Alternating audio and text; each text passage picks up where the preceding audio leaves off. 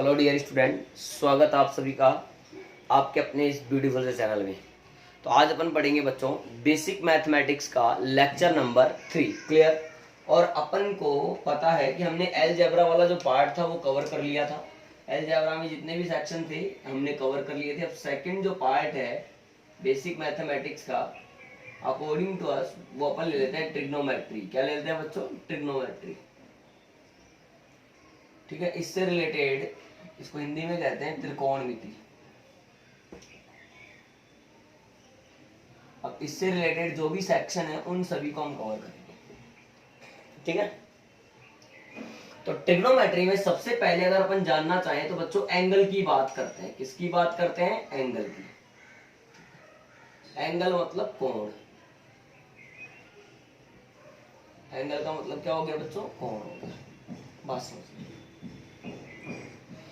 ध्यान से देखना। मान लीजिए ये मार्कर है और अब ये इस तरह से है बोर्ड पर। अब मान लो मैंने इस मार्कर को ऐसे घुमा दिया, इसका मतलब मार्कर ने अपनी इनिशियल, मैं आपको दूसरा मार्कर लेके समझाता हूं। जैसे मैंने कहा बच्चों, एक मार्कर ये है और मैंने इसको इस तरह से घुमा दिया, तो इसका मतलब मार्कर ने अपनी इनिशियल पोजीशन से कुछ एंगल बना लिया है, यानी इसने अपनी डायरेक्शन को चेंज कर लिया है। तो हम ये कह सकते हैं कि the measurement of change of direction is called angle. कहने का मतलब अगर एंगल की बात करें तो हम ये कह सकते हैं दिशा में परिवर्तन की जो माप होती है, measure of change in direction, ये होता है आपका एंगल। इसको हिंदी में कहते हैं अपन दिशा में परिवर्तन की माप।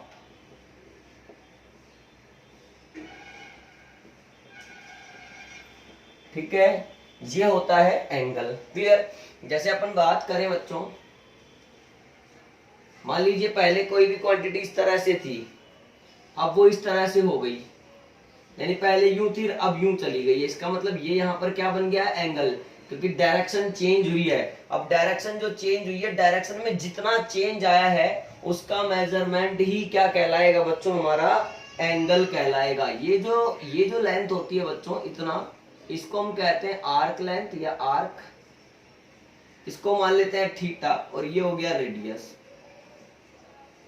ठीक, देन एक फॉर्मूला हमें याद रखना है, angle is equal to arc upon radius.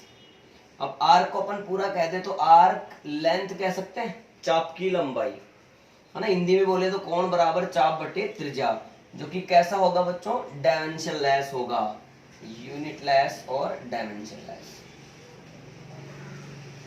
अब यूनिटलेस एंड डायमेंशनलेस, क्या एंगल की यूनिट नहीं होती है बच्चों? यूनिट होती है। Then this is not unitless, it is only dimensionless.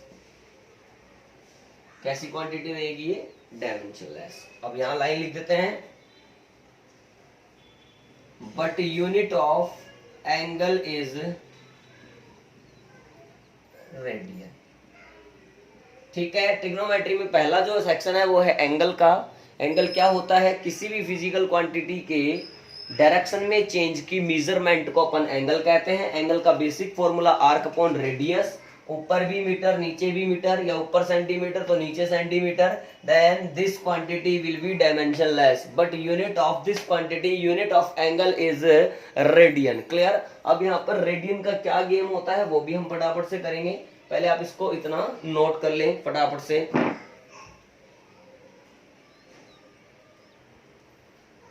अच्छा, हो गया। ठीक है, अब आगे चलते हैं। तो बच्चों ये जो अपन ने यूनिट ऑफ एंगल कहा है रेडियन, इसका क्या चक्कर है वो भी जरा हम लोग समझते हैं। आइए देखिए, यूनिट ऑफ एंगल जो है, यानी जो रेडियन होता है, उसके बारे में और क्या क्या बातें अपन कर सकते हैं वो सारी चीज अपन जानने की कोशिश यहाँ पे करेंगे। आइए, आप नोट भी करना है सारी चीजों को। देखिए, तो 1 डिग्री जो होता है, 1 डिग्री, है ना, 1 डिग्री में बच्चों चलता है पाई अपॉन 180 रेडियन, यानी 1 डिग्री में इतना रेडियन होता है। क्लियर। इसी तरह से अगर मैं आपसे 30 डिग्री पूछूं, 30 डिग्री, अगर 1 डिग्री में इतना तो 30 में कितना? सर 30 इंटू पाई अपॉन 180, हाँ या ना। इसको सोल्व करा तो ये हो जाएगा मेरे पास 6, तो कुल मिलाकर कितना आ जाएगा? Pi by 6 radian. भाई π/6 रेडियन बोलो चाहे 30 डिग्री बोलो, बात एक ही है। 45 डिग्री ले लेते हैं, तो 45 इंटू π/180। यहाँ पे कितना आ रहा है 4, तो कुल मिलाकर के ये कितना हो जाएगा π/4 रेडियन। या आया समझ में?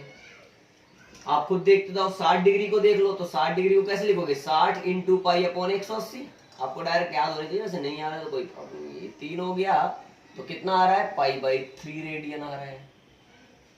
ठीक। अच्छा सर 90 डिग्री में कितना होगा बच्चों? 90 का 90 इंटू π/180, तो यहाँ पे आ जाएगा 2, तो कुल मिलाकर कितना आ रहा है π/2 रेडियन। समझ में आ रही है क्या बात? 120 का भी देख सकते हैं आप लोग, 120 इंटू π/180, ये कट गया तो ये 6 दूनी 12, 6 3 18, कितना आ रहा है 2π/3 रेडियन। 150 डिग्री का देख सकते हैं, 150 इंटू π/180, 3 से काट लो 5 और ये 6, तो 5π/6 रेडियन। और देखना चाहे तो 180 डिग्री का देख लो, 180 डिग्री का कितना आएगा सर? 180 डिग्री इंटू π/180, तो कुल मिलाकर के 180 डिग्री जो होता है वो कितने रेडियन के बराबर होगा? पाई रेडियन के बराबर होगा। यानी पाई बोलते हैं तो 180 तो होता है एंगल। क्लियर? इसी प्रकार से 360 ले लो सीधा, और भी ले सकते हैं 270 भी ले सकते हैं, तो मुझे कोई प्रॉब्लम नहीं है। तो 360 ले लिया मैंने, 360 इंटू π/180, सारे ऐसे निकलेंगे। यहाँ पे ये 2 आ गया तो 2 पाई। भाई 180 का मतलब पाई है, तो 360 जो है वो 180 का डबल है, तो वो भी डबल हो जाएगा, ये 2 पाई हो गया। क्लियर? अच्छा यहां तक अपन को क्लियर हो गया। अब बच्चों जो 1 डिग्री होता है, 1 डिग्री में अगर मिनट की बात करूं तो वो लेते हैं 60 मिनट। मिनट का सिंबल इस तरह से होता है, जैसे 60 लिखा, 60 के ऊपर क्या लगा दिया? डैश लगा दिया। 1 डिग्री में कितना मिनट? 60 मिनट। और 1 मिनट में कितना सेकंड? 60 सेकंड। तो डबल डैश का मतलब क्या हो गया? सेकंड हो गया। क्लियर है? यहां तक का नोट करें, फिर आगे बढ़ जाते हैं। कर लिया नोट? अच्छा हो गया। अब देखिए ये हमारा जो ट्रिग्नोमेट्री वाला पार्ट चल रहा है उसका ए सेक्शन अपन ने कंप्लीट किया, जिसको अपन ने नाम दिया एंगल। अब बच्चों सेकंड जो सेक्शन है यानी पॉइंट नंबर बी जो है वो है ट्रिग्नोमेट्रिक रेशियो, त्रिकोणमितीय अनुपात। तो बी पॉइंट हेडिंग नोट करें, ट्रिग्नोमेट्रिक रेशियो। ठीक है, इसको हिंदी में कहेंगे त्रिकोणमितीय अनुपात। कौन सा मितीय? त्रिकोणमितीय। ठीक है, अब ये अपन जो बात करेंगे बच्चों वो करेंगे राइट एंगल ट्राइंगल के लिए। किसके लिए बात करेंगे अपन? राइट एंगल ट्राइंगल के लिए। ठीक है, यानी समकोण त्रिभुज के लिए। किसके लिए बात करेंगे प्यारे बच्चों? अपन समकोण त्रिभुज के लिए। ठीक है, अब राइट एंगल ट्राइंगल की मैं बात कर रहा हूं, आप ध्यान से मेरी बात समझना। ठीक है, मैंने एक राइट एंगल ट्राइंगल बना लिया। राइट एंगल ट्राइंगल क्या होता है? जिसमें एक एंगल कितने डिग्री का हो? 90 डिग्री का हो। ठीक है, ये 90 डिग्री मान लिया। माना कि ये कोई एंगल है थीटा। अब हमें पता है कि जो एंगल थीटा होता है उसके सामने की साइड कहलाती है परपेंडिकुलर यानी लंब, और ये वाली जो साइड है वो हो गई बेस, और ये हो गया हाइपोटेनियस कर्ण। सबसे बड़ी साइड कौन सी होती है? हाइपोटेनियस होती है। क्लियर? ये नीचे वाला बेस है और थीटा के जस्ट सामने क्या होगा? परपेंडिकुलर होगा। अगर यहाँ पर थीटा होता तो प्यारे बच्चों, सर अगर यहाँ पे थीटा होता तो ये परपेंडिकुलर होता, ये बेस होता, और ये क्या होता? हाइपोटेनियस होता। क्लियर? इस तरह से कर लेते, कोई प्रॉब्लम वाली बात नहीं है। अब आ जाइए आगे। अब इसमें बच्चों अपन को जो फॉर्मूले दिमाग में रखने, जैसे साइन थीटा कैसे लिखेंगे पी बी और एच के टर्म में, कोस थीटा कैसे लिखेंगे, है ना, और टेन थीटा कैसे लिखेंगे। 3 लिखते हैं पहले। तो साइन थीटा क्या होगा बच्चों? देखो परपेंडिकुलर अपॉन हाइपोटेनियस, यानी साइन थीटा क्या आता है? P upon H. Clear? Cos theta क्या आता है sir? Base upon hypotenuse. Clear? Tan theta क्या लिखते हैं बताओ प्यारे बच्चों? सर टेन थीटा आता है पी अपॉन बी, यानी परपेंडिकुलर अपॉन बेस। अगर इतना हम लोगों को आता है तो इसके अलावा साइन थीटा के लिए अगर मैं कोसेक थीटा लिखूं तो कोसेक थीटा होता है मेरे पास 1 अपॉन साइन थीटा। अरे कोसेक थीटा किसका अपोजिट है? साइन थीटा का। तो साइन थीटा का अपोजिट है तो h अपॉन पी, उल्टा करके लिख दिया। कोस थीटा के लिए क्या लिखेंगे? Sec theta. सेक थीटा किसके इक्वल होता है? 1 अपॉन कोस थीटा के। तो ये क्या आ जाएगा? अगर cos theta b upon h है तो सेक क्या होगा? h अपॉन b होगा। सही। इसी प्रकार से tan का उल्टा क्या ले लेते हैं? Cot theta. तो cot theta is equal to 1 upon tan theta, उल्टा कर दो, बेस अपॉन परपेंडिकुलर। आया क्या समझ में? क्लियर? इस तरह से ये चीज है। तो आपको क्या समझ में आ रहा है मेरी बात बता सकते हैं आप? सर हमें समझ में आ रहा है कि ये हो गया P B P upon H H B. Sine का मतलब परपेंडिकुलर अपॉन हाइपोटेनियस, कोस का मतलब बेस अपॉन हाइपोटेनियस, टेन का मतलब perpendicular upon base. Clear? Ten का मतलब आ गया समझ में? अब आगे देखते हैं। सर किसी भी राइट एंगल ट्राइंगल के लिए या इन ए राइट एंगल ट्राइंगल, एक समकोण त्रिभुज में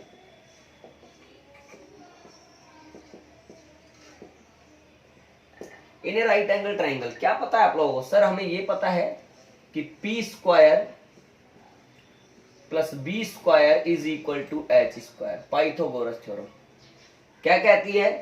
perpendicular square plus base square is equal to hypotenuse का स्क्वायर, यानी P square plus B square is equal to H square. बोले तो लंब स्क्वायर प्लस आधार स्क्वायर इज इक्वल टू कर्ण का स्क्वायर। ये फॉर्मूला भी हम लोगों को पता होना चाहिए। क्लियर है? यहां तक नोट कर लो, फिर अपन पॉइंट नंबर सी स्टार्ट करेंगे। कौन सा पॉइंट स्टार्ट करेंगे बच्चों? सी। अच्छा यहाँ पर आपको ये तो पता है ना पी क्या है बी क्या है, मैं लिख दे रहा हूं फिर भी चलो। पी है परपेंडिकुलर,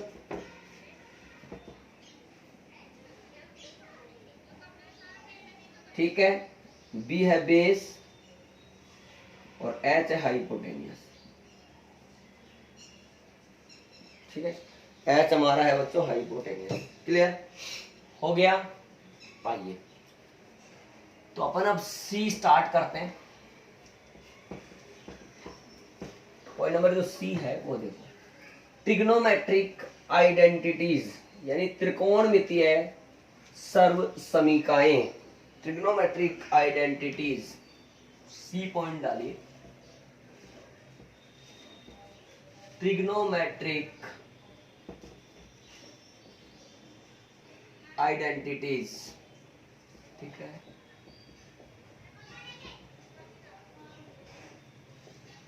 त्रिकोणमितीय सर्व समीकाएं। त्रिकोणमितीय सर्व समीकाएं, ठीक है। अब देखो इसमें पहला क्या है, अपन पहले यहां से शुरू करें।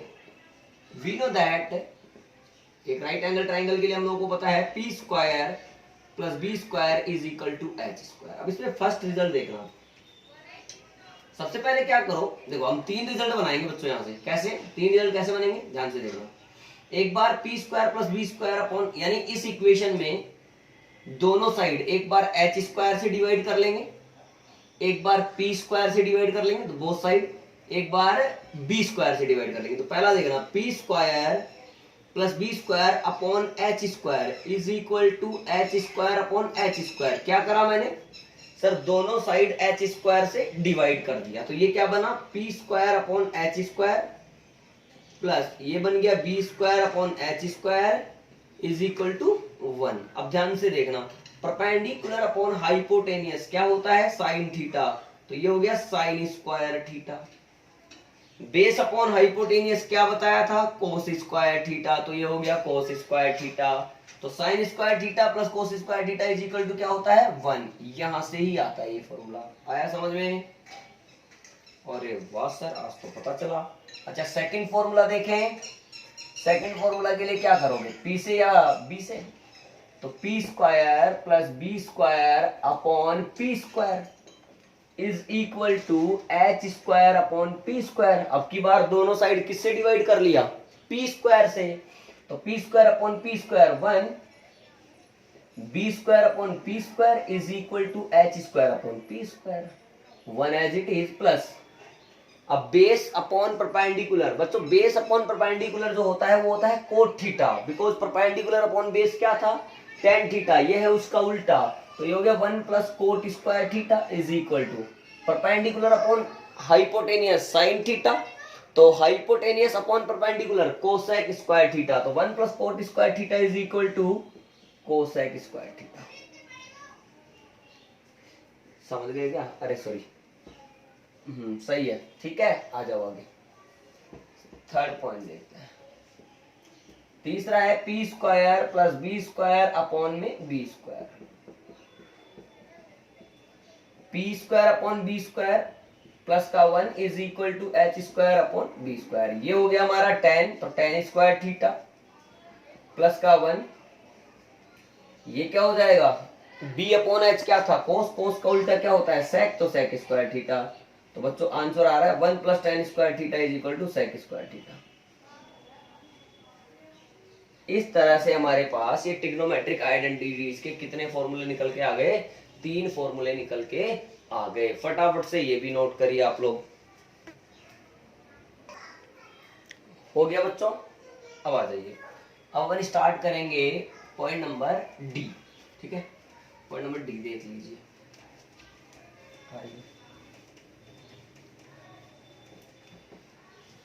पॉइंट नंबर डी जो है वो अपन ने 10th क्लास में पढ़ा है, बट फिर भी अपन इसको रिवाइज कर लेते हैं फटाफट। कॉमनली यूज्ड वैल्यू, कहने का मतलब जो कॉमनली काम आती है वो वैल्यूज, जैसे साइन 30, कोस 30, साइन 90, कोस 60, है ना, साइन 45, टेन 45, कोट 45, इस तरह की वैल्यूज की बात कर रहा हूँ। तो इसको अपन टेबल के थ्रू, आपने 10th क्लास में पढ़ा होगा, यहाँ पे भी देख लेते हैं, ठीक है बच्चों।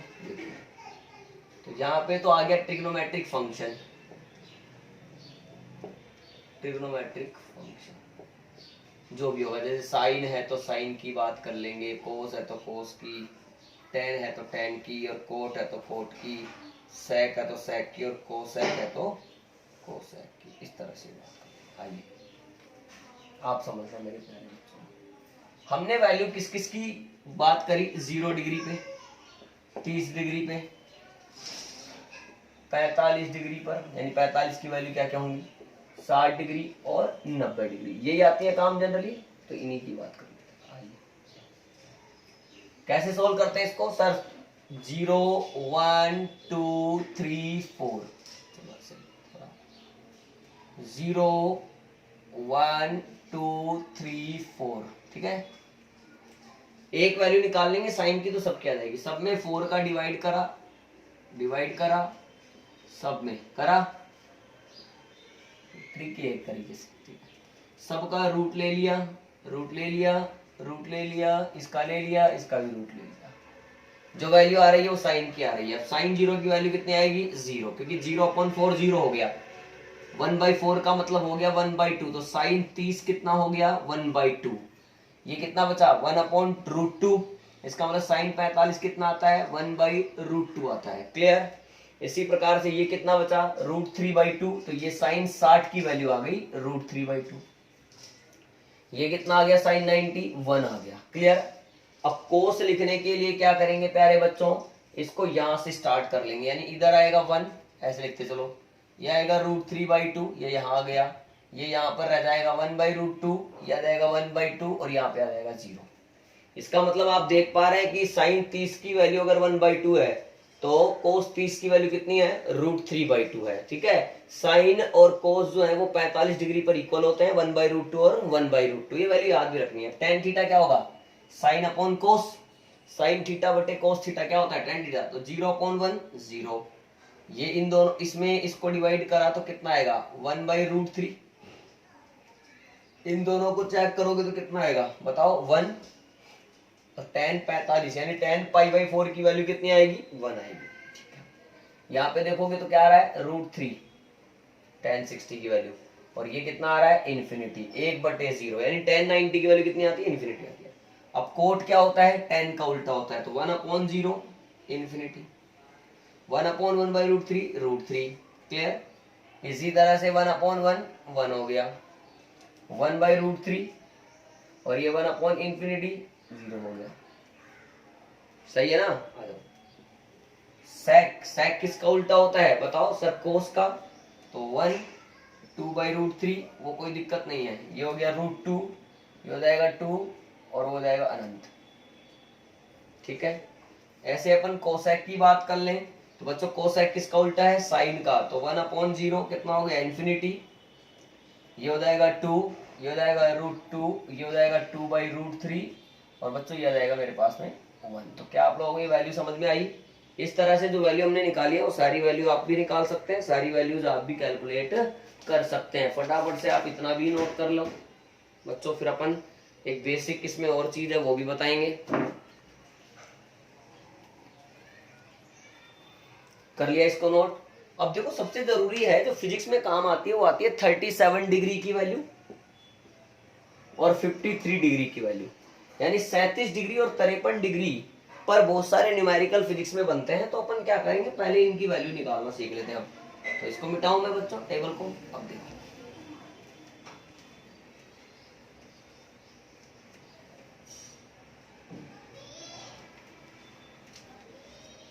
ठीक है, तो अब इसको इसी में चल रहे हैं, डी में ही चल रहे हैं, डी पॉइंट में ही इसी में लिख लेते हैं इसको। To find value of trigonometric function at 37 degree and 53 degree. ठीक है, इसके लिए क्या करेंगे, एक राइट एंगल ट्राइंगल बना लेंगे। ये 90 डिग्री फिक्स हो गया। अब तुम ध्यान से देखो, एक 37 डिग्री की बात कर रहे हो, एक 53 की डिग्री की बात कर रहे हो, दोनों को ऐड करो। 7 और 3 10, 0, 5 3 8 1 9, 90। अब ट्राइंगल के तीनों एंगल का सम कितना होता है? 180। यहाँ अगर ये एक अकेला 90 है तो मैंने किसी को भी 37 मान लिया, तो फिर अगले वाला अपने आप ही कितना है? 53 डिग्री है। यहाँ तक समझ में आ गया? अब अगर ये राइट एंगल ट्राइंगल है तो इसमें सबसे बड़ी साइड कौन सी होगी? हाइपोटेनियस। आप याद रखना, इसमें जो साइड का गेम होता है 37 और 53 के लिए वो लिया जाता है 3 4 5। तो सबसे बड़ी कौन सी है? 5। तो ये हो गया 5। अब एक बचा एंगल 53, एक बचा 37। तो 37 छोटा एंगल है, तो छोटे एंगल के सामने जो साइड होगी वो छोटी होगी, यानी यहाँ पे आएगा 3 और यहाँ पर आएगा बच्चों 4। आया समझ में? अब क्या करना है, अब साइन की वैल्यू जो है अपन ने ट्रिग्नोमेट्रिक रेशियो से निकालनी सीखी थी, वैसे निकालेंगे। साइन थीटा यानी sine 37 degree perpendicular upon hypotenuse यानी 3/5। आया समझ में? कोस 37 बोलो बेस अपॉन हाइपोटेनियस यानी 4/5। इसी प्रकार अगर मैं साइन 53 की वैल्यू आप लोगों से पूछ लूं, तो अब साइन 53 इसको थीटा मान रहे हो तो ये परपेंडिकुलर हो गया, ये बेस हो गया और ये हाइपोटेनियस हो गया। तो परपेंडिकुलर अपॉन हाइपोटेनियस 4/5। अब इसी तरह से मैं कोस 53 की आपसे वैल्यू पूछूं तो बेस अपॉन हाइपोटेनियस 3/5। आपको यही काम आएगा, साइन और कोस ही काम आएगा। टेन चाहिए तो साइन बटे कोस कर लो, कोट चाहिए तो 1/10 कर लो, सेक चाहिए तो 1/कोस कर लो, कोसेक चाहिए तो 1/साइन कर लो। इस तरह से आपका ये भी कंप्लीट हुआ डी पॉइंट। क्लियर? और देखते हैं बच्चों,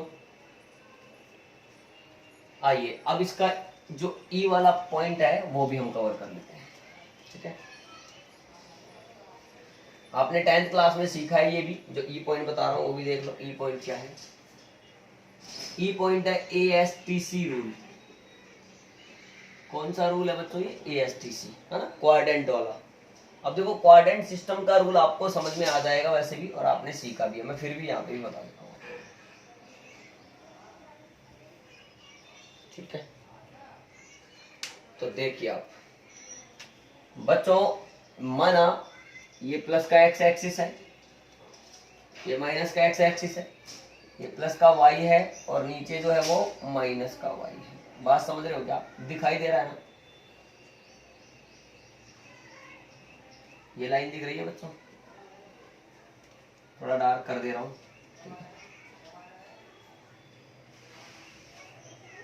ठीक बच्चों, इसको कहते हैं फर्स्ट क्वाड्रेंट, इसको कहते हैं सेकंड क्वाड्रेंट, इसको कहते हैं थर्ड क्वाड्रेंट और बच्चों इसको कहते हैं फोर्थ क्वाड्रेंट। ठीक है, यहाँ पर जो एंगल लिया जाता है बच्चों वो लिया जाता है 0 डिग्री या फिर 360 डिग्री। यहाँ पर ये आते आते 90 डिग्री, यहाँ पे 180 डिग्री, यहाँ पे 270 डिग्री, और फिर ये होकर घूमकर हो गया कितना 360 डिग्री। आया समझ में? अब ध्यान से देखें तो फर्स्ट क्वाड्रेंट में एक्स भी पॉजिटिव है, और या फिर ऐसे कह दो कि एंगल जो है वो कहां से कहां तक है, 0 से लेकर के 90 डिग्री तक। सही।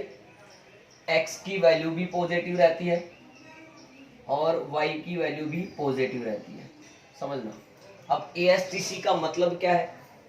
ए मतलब फर्स्ट क्वाड्रेंट की बात कर रहे हैं, एस का मतलब यहाँ सेकंड क्वाड्रेंट के लिए, टी का मतलब यहाँ पर थर्ड तीसरे नंबर पे आ रहा है, तो सी का मतलब फोर्थ नंबर की यानी फोर्थ क्वाड्रेंट की बात चल रही है। पहले क्वाड्रेंट में ऑल पॉजिटिव है ना, पहले क्वाड्रेंट में क्या होगा बच्चों, ऑल पॉजिटिव। यानी अगर अपन बात करें किसकी, ट्रिग्नोमेट्रिक फंक्शन की, तो 6 तरह के से 6 ट्रिग्नोमेट्रिक फंक्शन है, sine cos tan cot sec cosec. तो पहले क्वाड्रेंट में सारे ही कैसे होते हैं बच्चों, पॉजिटिव होते हैं, चाहे साइन हो चाहे कोस हो चाहे टेन हो कोट हो सेक हो कोसेक हो। अब सेकंड क्वाड्रेंट में अब सारी चीज तुम लिख सकते हो, एंगल कहां से कहां तक है, 90 से लेकर के 180 है, ये सेकंड क्वाड्रेंट है। यहाँ पर x की वैल्यू कैसी दिख रही है, नेगेटिव, लेकिन y कैसा दिख रहा है, पॉजिटिव। आ रहा है समझ में? हाँ, अब यहाँ पर ट्रिग्नोमेट्रिक फंक्शन की बात और कर लेते हैं। तो सेकंड क्वाड्रेंट में साइन पॉजिटिव होता है, देखना, और साइन का अपोजिट भी पॉजिटिव होता है, यानी साइन का उल्टा कौन होता है, कोसेक। तो साइन और कोसेक तो पॉजिटिव होंगे, बाकी जितने भी बच गए, कोस बच गया, टेन बच गया, सेक बच गया, ये सारे क्या होंगे बच्चों, नेगेटिव होंगे। अच्छा, थर्ड क्वाड्रेंट में एंगल कहां से कहां तक रहेगा, 180 डिग्री से 270 डिग्री तक रहेगा। एक्स की वैल्यू वास्तव में नेगेटिव ही है। अच्छी बात यह है कि वाई की वैल्यू भी यहाँ पे नेगेटिव में आ रही है। अब टी फॉर टेन आता है, तो टेन पॉजिटिव, और टेन का उल्टा कौन बच्चों, पॉजिटिव, यहाँ पे कोट पॉजिटिव। तो क्या समझ में आया कि सर जो थर्ड क्वाड्रेंट होता है उसमें टेन और कोट के अलावा सारे नेगेटिव होते हैं, या फिर ये कह दो कि टेन और कोट पॉजिटिव होते हैं, बाकी सब नेगेटिव होते हैं। फोर्थ क्वाड्रेंट में एंगल कहां से कहां तक बोलोगे, 270 डिग्री से 370 डिग्री तक बोलोगे, सॉरी 360 डिग्री तक बोलोगे। एंगल जो है, सॉरी एक्स की वैल्यू क्या है सर, पॉजिटिव आ रही है, ये वाई है ना माइनस, एक्स की वैल्यू पॉजिटिव आ रही है, वाई की वैल्यू सर नेगेटिव आ रही है, समझ रहे हो। और यहाँ पर सी आ रहा है, मतलब कोस, कोस पॉजिटिव, और कोस का उल्टा पॉजिटिव यानी सेक पॉजिटिव। क्लियर है? इस तरह से आपका ये ASTC रूल होता है, ASTC रूल होता है। यानी इसमें फर्स्ट क्वाड्रेंट में सारे पॉजिटिव, सेकंड क्वाड्रेंट में साइन और उसका उल्टा कोसेक पॉजिटिव, थर्ड क्वाड्रेंट में टेन और कोट पॉजिटिव, फोर्थ क्वाड्रेंट में आपका कोस और सेक पॉजिटिव। क्लियर है? इस तरह से आपका ये ASTC रूल भी कंप्लीट हुआ। फटाफट से इसको भी नोट करो, फिर अपन आगे बढ़ते हैं बच्चों। 2 पॉइंट और ले लेते हैं आज इसके, फिर ट्रिग्नोमेट्री के कुछ पॉइंट बचेंगे जो नेक्स्ट वीडियो में कवर कर लेंगे। आइए, हो गया, उतार लिए, ठीक है। आओ बच्चों, डी पॉइंट तक अपन ने ट्रिग्नोमेट्री में कवर कर लिया है। अब इसका पॉइंट नंबर ई देखते हैं, आइए अपन। तो पॉइंट नंबर ई जो है यहाँ पर वो है साइन फॉर्मूला, ज्या सूत्र। कहीं पर काम आए तो अपन उसको काम में ले सकते हैं, साइन फॉर्मूला, ठीक है। अब ध्यान से देखना, मान लो इसमें एक ट्राइंगल है इस तरह से, ऐसे कोसाइन फॉर्मूला भी लिखेंगे। मैंने बोला ये ए है, ये बी है और ये सी है बच्चों। इस एंगल के सामने की भुजा ए है, बी वाले एंगल के सामने की भुजा बी है यानी साइड बी है, और सी एंगल के सामने की भुजा स्मॉल सी है। तो according to sine formula, sine A upon A यानी दिस एंगल का साइड, इस वाले एंगल का साइन ले लो, साइन ए अपॉन इसके सामने की साइड का रेशियो बराबर होगा साइन बी अपॉन बी।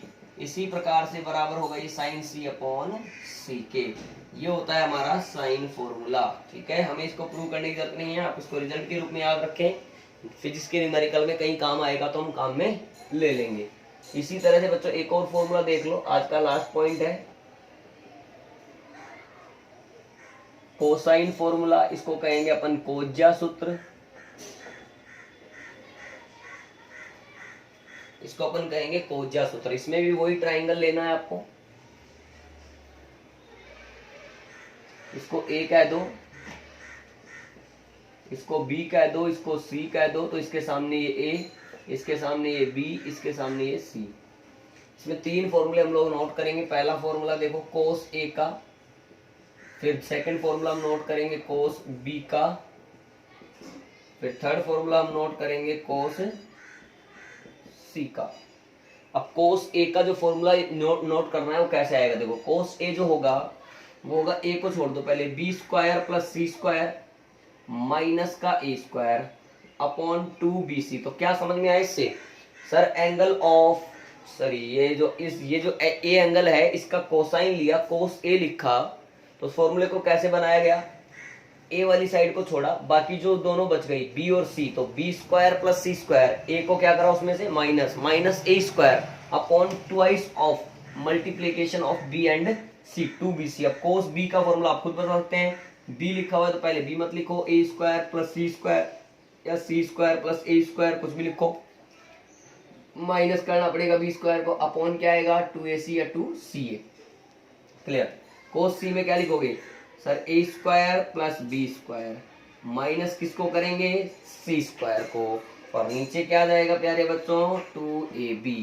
इस तरह से ये कोसाइन के भी 3 फॉर्मूले कोस A, cos B and cos C भी हमारा कवर हो गया। क्लियर है। तो ट्रिग्नोमेट्रिक जो हमारा पार्ट है बेसिक मैथमेटिक्स का, उसके अपन ने F सेक्शन तक कवर कर लिए हैं। अब आगे 2-3 पॉइंट इसके और बचे हुए हैं बच्चों ट्रिग्नोमेट्री के, वो भी अपन खत्म करेंगे, फिर उसके बाद में अपन कुछ टॉपिक में आगे भी बढ़ेंगे। क्लियर है। तो आपको आज का वीडियो भी पसंद आया होगा, समझ में भी आ गया होगा। अगर वीडियो पसंद आया है तो इसे लाइक करना ना भूलें, और बच्चों इसको शेयर भी करें और चैनल को ज़्यादा से ज़्यादा सब्सक्राइब करें। क्लियर है। और नेक्स्ट वीडियो अपलोड हो तब तक के लिए आप लोग पढ़ाई करते रहिए। All the best.